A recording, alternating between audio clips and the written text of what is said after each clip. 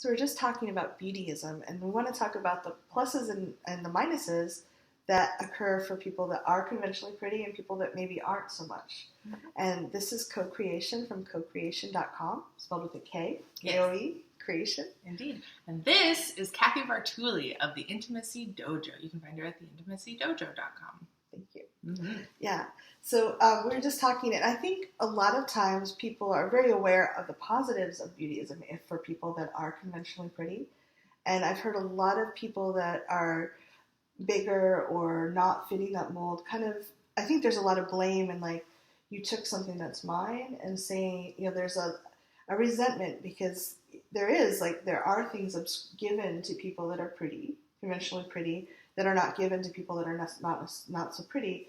But I don't think people talk about the fact that there's pluses and minuses to both. Mm-hmm. And I think when we do that, we start being we have more solidarity and we can work together rather than saying, you're prettier than me, you're bad. Mm-hmm. Because there is a feeling like you're getting this privilege. I see the privilege you're getting. I'm seeing the attention that you're getting and the influence that you have where people pay attention faster. Mm-hmm. It's really easy to see that.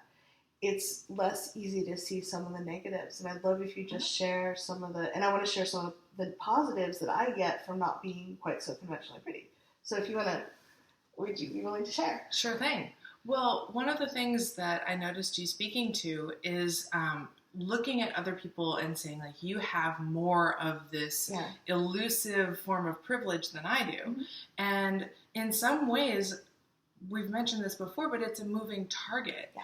It's something that is not, like, no one can actually attain perfectly. Mm-hmm. So it's kind of a trap that we're all sort of looking at each other and like, well, you have curves. Well, you have a flat stomach. Well, you have perfect symmetry to your face. Everybody is, in fact, different. Mm-hmm. So in that way, it is hard to look at oneself and like, I don't think of myself on a day-to-day basis as conventionally pretty. Mm-hmm. And so to have other people look at me and say, well, you are this thing, it's like, who says and how? Who says and how, precisely. And sometimes when I'm receiving that privilege and I'm not entirely cognizant of why, it is really hard to figure out, like, so where is this coming from? Yeah. Why are you making all these assumptions? Some of the assumptions I have run into are things like that there's this beautiful organ right up here inside my cranium that I use every day and really enjoy. Use it very well. Thank you. And I use it very well. And that I have to prove my intelligence. I have to prove my legitimacy mm-hmm. and prove that I know that I'm self-possessed, that I know how to do things, and I have the confidence and follow through to be able to move forward in the world. That things didn't just fall in your lap because of how you look and you batted your lashes or something. Precisely. Or that I'm not the helpless damsel. Yeah. That I'm not constantly looking for handouts or help just because I think I deserve them or this big wide world is too complicated to figure out. Yeah. So in that way, I've experienced my beauty that I do hold and like I'm able to say that about myself can be sort of a hard thing to walk through the world with. Yeah. I also experience that my visage, how I dress, how I walk through the world is a commodity which everyone gets to enjoy. That I'm always on display, that any person can come up and give me that association with pretty, and that I need to take it as a compliment. Yes. That it's not like when someone just tells me, like on the dating sites, if someone just says, hey, pretty or hey, gorgeous, I'm like, I don't even want to talk to you anymore. Like I feel objectified. Yes. And what's interesting though is I think that objectification, or like in the case of catcalling, mm-hmm. is something that many, many people can identify with because it's not necessarily about the beauty, the perceived beauty. It's about power. Yeah. It's about people wanting power over me mm-hmm. and all of this that I work really hard for and on to own for themselves because they feel like it's their right because it's something that they can see. Yeah. And it matches a very shallow definition of value. Mm-hmm. Yeah. I've heard people that are conventionally pretty talk about the attention is not like, from the outside it looks like, oh, who wouldn't want that attention? But from the inside it's like, why are people like, this doesn't feel authentic, or like it feels intrusive. Like, why are you doing that? Yeah, so, I feel more like a commodity some days than anything. Yeah. And a commodity that's being taken without me getting to set the price on that. Yeah, that would feel like, thank you for sharing that, because I think it's important for people to realize when we let beautyism rule and we try to subscribe to that definition and we kind of strive for that, we're buying into this whole thing where our value is what we look like out here rather than who we are. Like, we're complex beings and we get to be that. And it is really easy. I notice when I'm really tired or I'm feeling really like my needs are not getting met, I'll be like, oh, she just got that because she's pretty. Like, I don't like that about myself, but I do notice that. And I have to catch myself and go, oh, okay, I don't know that. I am making that a story because I'm jealous or envious or tired, or like my, our tanks are low. We do that. And unfortunately, a lot of society, people's tanks are really low. A lot of the time. Yeah. Yeah.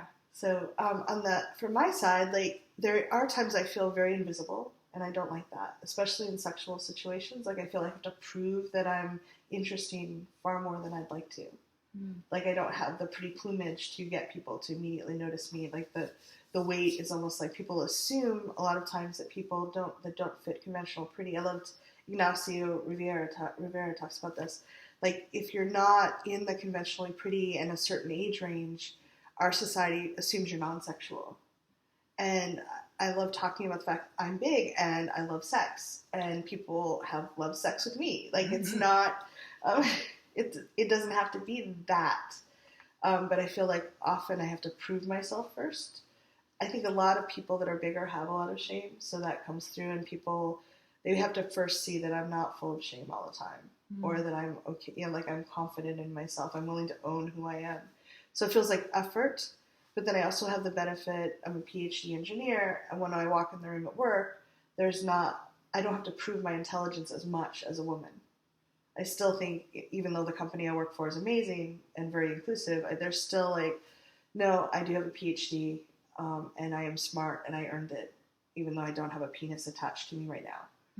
So good distinction. Yeah, I have threatened to bring one into a meeting and, like, one of the the ones that suction cups, just put it on the desk and, like, I have one too. It's probably bigger than yours. I haven't done it, so. Well, if you need encouragement in doing that with me, let me know. Only when I'm ready to retire or fire. But I think I really appreciate you sharing, because when shame builds in secrecy, and it's really easy to feel those feelings and not share, and then it's easy to blame somebody else or objectify someone else when we haven't heard their story. So I really appreciate you sharing it. And if you listen to this, I want you to congratulate yourself on stepping outside of what society's been teaching you all this time, and really notice that you're taking a step to reclaiming your own power, the power that society tries to take away by saying you need to look this way and be this size and in this age range to be desirable. Because you get to be awesome just where you are. So. Precisely. Well, thank you so much for opening the discussion for all of these beautiful, juicy details to come out. You created a wonderfully safe space. Thanks. It's really fun. Please leave comments below. Let us know what your questions are, and we'll try to get back to you. Yeah. Congratulations on taking this time for yourself and learning these things. If you'd like to follow more of this, you can subscribe to my channel here. Social media is up here, and there's more videos of this type here. See you soon.